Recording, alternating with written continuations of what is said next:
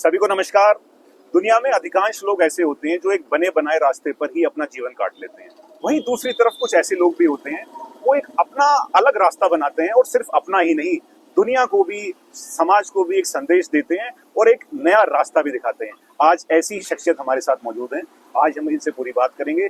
धनौरा क्षेत्र के गांव फौलादपुर निवासी श्री अजय यादव जी, सबसे पहले तो नमस्कार जी, कैसे हैं आप? हम जो पीछे आपका ये कॉन्सेप्ट देख रहे हैं, बैल चक्की वाला, इससे आटा पिसता है, हम इसके बारे में आपसे जानना चाहेंगे। तो सबसे पहले तो आप ये बताइए कि गांव से लोग शहरों में जा रहे हैं, लेकिन आपने एक बहुत विचित्र और बड़ा हिम्मत वाला काम ये किया कि आप दूसरा आपने रास्ता अपनाया और आपने ये कॉन्सेप्ट किया जो कभी हमारे पुरखों को हुआ करता था। तो ये आपके मन में कैसे आया? देखो, अगर आप गांव से जुड़े हुए हैं और गांव को समझते हैं तो इतना तो समझ में आता है साफ साफ के जिंदगी अगर जीनी है तो गांव में जी जाए जी। शहर में भाग दौड़ कर सकते हैं, आप खूब दौड़ सकते हैं, लेकिन जो शांति, सुकून, स्वास्थ्य मिल सकता है वो गांव में मिल सकता है, बिल्कुल। और बहुत लोग देखे हैं मैंने, बड़े धनाढ़े भी देखे हैं, उनसे जब भी बात करो तो हर आदमी ये कहता है यार हम चाहते हैं हमारा एक फार्म हाउस हो, या मतलब वो गाँव चाहते हैं और नाम उन्होंने फार्म हाउस कर दिया और बड़े आराम से जिंदगी जीना चाह रहे हैं। हम तो कुदरती तौर पर फार्म हाउस में पैदा हुए हैं जी, हमारे तो गाँव फार्म हाउस ही है सब। तो हम वहाँ, अब समस्या ये थी कि वे फार्म हाउस या हमारे गाँव को लोग बैकवर्ड कहने लगे, गाँव में रह रहे हैं मतलब पिछड़े हैं, खेती कर रहे हैं मतलब पिछड़े हैं, गंवार है। हाँ, तो सब ऐसा जी। तो ये भी आ गया। खैर वो जो कहने वाले वो तो कहेंगे जी। तो मैं भी गांव में रहना चाहता हूँ और मैं चाहता हूँ कि गांव में रहा जाए और गांव में ही रोजगार किया जाए। आज की तारीख में हमारे पास में टेक्नोलॉजी है, यातायात के साधन है, हम यहाँ से बैठ करके Delhi up down per day कर सकते हैं, अपना कारोबार कर सकते हैं। कच्चा सामान, रॉ मटेरियल, पूरा फूड इंडस्ट्री का हमारे पास में। जी। तो गांव में रोजगार भी हो सकता है, एक बात।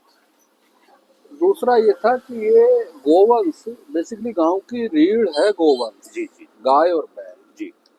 यदि गाय और बैल किसान के घर में रहेंगे, जिस घर में रहेंगे वो घर खुशहाल रहेगा। ये इतिहास उठा के देख लो, बाप दादाओं से पूछ लेना, जिस घर में गाय बैल रहे हैं वो घर कभी भी पतन की तरफ नहीं गया, जाएगा नहीं। जी, बिल्कुल, है ना। इतना बड़ा प्रमाण तो मौजूद है। इसके साथ में क्या हुआ, पिछले कुछ समय से उपभोक्तावाद समझ लो, पैसे की दौड़ समझ लो, जी। कि गाय भी इसलिए पालने लगे कि हमें दूध चाहिए ज्यादा। गाय से दूध नहीं लेना था, गाय से समृद्धि लेनी।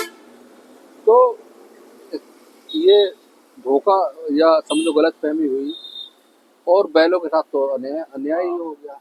गांव में भी एक समस्या बहुत सारी गोवंश की बनी, गोवंश, तो उसमें चल के फिर वो समस्या भी आई, तो उसका भी हुआ कि उसका गाय का भी उपयोग हो गया। तो अब खेतों में छोड़ दिए लोगों ने और तमाम सारी चीजें आई, क्या किया जाए। तो मैं यही सोच रहा था इन बैलों का कैसे बचाया जाए। बैल बचेंगे तो गाय बचेगी, नहीं तो गाय नहीं बचेगी। बिल्कुल। मतलब इसका है, इसके चक्की के साथ साथ आपने जो है तो बेसिकली शुरुआत हुई बैलों से। तो बैलों से क्या उपयोग किया जा सकता है, तो मैं सोचता रहा बैलों से क्या हो सकता है आज की तारीख में। तो मेरी समझ में ये थोड़ा सा प्रयोग किया और ये निकल के आ गया। और अब मैं प्रमाण हूँ, मैं दावे के साथ कह सकता हूँ कि 2 बैल एक परिवार को रोजगार दे सकते हैं। मैं करके दिखा रहा हूँ। तो चक्की का जो कॉन्सेप्ट आपके मन में, फिर ये बैल वाली चक्की का ही क्यों आया? जो ये आटा बैलों को ही देना था, ये बैलों के लिए ही बनानी थी। बैलों के लिए बनानी थी। अगर चक्की चलानी होती, सच मेरे घर 10 किलोवाट का सोलर प्लांट लगा हुआ। जी। बहुत लोग आते थे, मूर्ख हो, ये इसे लगा लो मोटर, चलाओ चक्की। अरे मैंने कहा चक्की नहीं चलानी भैया, बैल चलाने हैं। अब अगला सवाल इस चीज से जुड़ा हुआ है। आजकल समाज में जो आपने ये कदम उठाया है, ये बहुत एक ऐसा है कि जो धारा से विपरीत है। तो ऐसे में समाज का ये कहना कि अरे ये तो पागल हो गए, दुनिया कहाँ से कहाँ पहुंच गई, वापस बैल चक्की पर आ रहे हैं। बात ये है, वो तो अपनी दृष्टि होती है। जो कह रहे हैं धारा से विपरीत है, मैं ये कह रहा हूँ कि धारा यही थी आपका नजरिए में, आप धारा को उल्टी देख रहे हैं। जी। धारा तो यही है, आज ना करोगे 10 साल बाद 20 साल बाद आपको करना ही पड़ेगा। अगर जीवित रहना है, अच्छा स्वास्थ्य लेना है, तो वापस आना ही पड़ेगा। ये धारा ही है। जी जी, अभी और जो यही एक रास्ता अभी जो है। हो रहा है, अभी जो जा रहा है, वो धारा के विपरीत कर रहे हो भैया। जी, मैं जी। कह रहा हूँ धारा तो यही थी, जी। इसी पे चल रहा था। अच्छा, एक तो बात मैं धारा के बताइए, पक्ष में हूँ। अब जैसे इसका जो आटा है, तो उसमें उसके क्या क्या फायदे अच्छा, हैं, क्या हाँ। क्या वो पोषण तत्व है तो उसमें? एक तो यही था। तो अब बात है कि आटे की, कि लोग मिल का आटा है, चक्की का आटा। तो फिर मैंने उस पर भी थोड़ा रिसर्च किया, पढ़ाई लिखाई की। तो होता यही है, जैसे अपने पुराने समय में रोज घर में दादी नानी आटा पीसती थी अपना, और रोज खाया जाता। तो होता यह है कि गेहूं या कोई भी अनाज होगा, पीसने के अगर वो 24 से 48 घंटे के बीच में खा लिया जा रहा है, तो उसमें 100% पोषण होता है। पूरा पोषण रहता है। उसके बाद में उसकी पोषकता कम होती है। तो इंटरनेट पर तमाम आंकड़े हाँ, पड़े हुए हैं, कोई भी देख बिल्कुल सकता है। मतलब मेरे ऊपर, ये मैंने भी वहीं से देखे हुए जी हैं। जी तो उसमें पूरी पोषकता रहती है। और मुझे ऐसा लगता है कि पहले समय में लोग शायद इसीलिए स्ट्रॉन्ग थे, वो रोज रोज का ताजा ही पिसा हुआ खाते थे। जी। तो एक तो वो तो दिखता है कि हाँ पोषकता थी, और हमने खुद इस्तेमाल किया कि इसे खाने के बाद दूसरा आटा खाए खाए नहीं जाता, स्वाद ही नहीं लगता है। बिल्कुल बिल्कुल। तो एक तो ये पोषकता, दूसरे क्या होता है कि जो मिल में या जो चक्की तेज मोटर वाली में 940 पे 1340 आरपीएम में तीसरे होते हैं, आप उनमें हाथ नहीं लगा सकते भैया, आग निकल रही आगे होती है निकालती है, काटो, बिल्कुल पूरा बिल्कुल। जल। तो अब वो तमाम लोग ऐसा कह रहे हैं, मैंने अभी इसकी कोई लैब टेस्टिंग नहीं कराई भैया, मैं कोई ऐसा दावा नहीं कर सकता हूँ कि वो बिल्कुल खराब है, या मैं किसी पे आरोप भी नहीं लगा रहा हूँ। लेकिन सब लोग ऐसा कह रहे हैं, मैं भी मान रहा हूँ। और वो दिख रहा है इतनी तेज गर्म हो गया है ये। और जनरली ये भी कहा जाता है कि खाने पीने की चीजें हमेशा एक ही बार गर्म होनी चाहिए। जहाँ वो सेकंड टाइम गर्म होती हैं तो उसके साइड इफेक्ट आते हैं, उनकी पोषणता कम हो जाती है। बिल्कुल बिल्कुल। तेल के साथ ऐसा होता है, बहुत सारी चीजों के साथ ऐसा होता है। तो आटे को लेकर भी ऐसा है। तो अब हमारा तो बिल्कुल ठंडा निकल रहा है, और पहले जैसा हमारे बाप दादा हमारी पीढ़ियां खाते रहे वैसा ही निकल रहा। तो हमें तो लग रहा हमारा अच्छा है। अब किसी को लगा कि वो मिल वाला अच्छा है, तो भैया वो अपनी बात कह ले, हम मना तो नहीं कर रहे। अब अगला सवाल ये आता है कि 1 घंटे में ये कितना आटा पीस देते हो इससे? भैया 1 घंटे में एवरेज 10 किलो के लगभग निकल आता है। मतलब पूरे दिन अगर हमें चलाएं 10 से 12 घंटे, हमारे 2 बैल, एक बैल चल रहा है 1 घंटा, छोड़ दिया फिर दूसरा जोड़ लिया, ऐसा करके बैल भी पूरे दिन चलते रहते हैं, थकते नहीं है, जी एक जी। एक डेढ़ डेढ़ घंटा। और 1 कुंटल के लगभग ही निकल आता है। मतलब अब पूरे दिन के हाँ, अंदर आप 1 कुंटल हाँ, 1 कुंटल तैयार के कर लाते और 1 कुंटल निकाल लेते हैं। और उसमें जो मैं यही कह रहा हूँ कि मार्केटिंग या बाजार की व्यवस्था को मैं देख रहा हूँ, तो ये जो ब्रांडेड कंपनियां वो अपना 45-43 आटा बेच रही हैं। मैंने भी वही किया भैया, मैंने कहा जो ब्रांडेड लोग आटा खा रहे हैं, उन उससे अच्छी क्वालिटी का आटा मैं दे रहा हूँ हमारा लोग। बिल्कुल। तो अब वही है, 2600-2700 को गेहूँ लेता हूँ, धोता हूँ, बस इतना अंतर करता हूँ कि वो लोग धोकर सुखा के नहीं पीस रहे हैं, वो सीधे लिया और उसमें तमाम डाल तरह के देता हूँ। प्रिजर्वेटिव्स होते हैं, प्रेज होते हैं, केमिकल आपका भी। बिल्कुल तो शुद्ध मेरे है। हाँ, तो वो करता हूँ, थोड़ी सी मेहनत एक्स्ट्रा कर रहा हूँ, और बड़े आराम से 2 बैल, एक साथ में काम करने वाला और एक में 2 परिवार चल जा रहे हैं यार। तो इससे कहीं ना कहीं एक तो आपने गोवंश का भी उसका हो गया कि गोवंश हो गोवंश गया। जो आवारा गोवंश था, एक बिल्कुल। उसका भी आश्रय हो गया, और कहीं ना कहीं जो आपकी सोच है वो एक लोगों के स्वास्थ्य के प्रति लोगों थी, को स्वास्थ्य कि आटा जो मिल जाए। अनाज में जो हम डेली खा रहे हैं जिसमें पोषण तत्व नहीं रहते, वो इससे ठंडा पिसता है, उसका रहते हैं। तीसरा ये हो गया कि गांव में बैठ कर के शहर के आसपास के 20 गांवों में 4-4 चक्कियां भी लग जाए, तब भी शहर की पूरी पूरी नहीं कर सकती। बिल्कुल। और ये हो सकता है।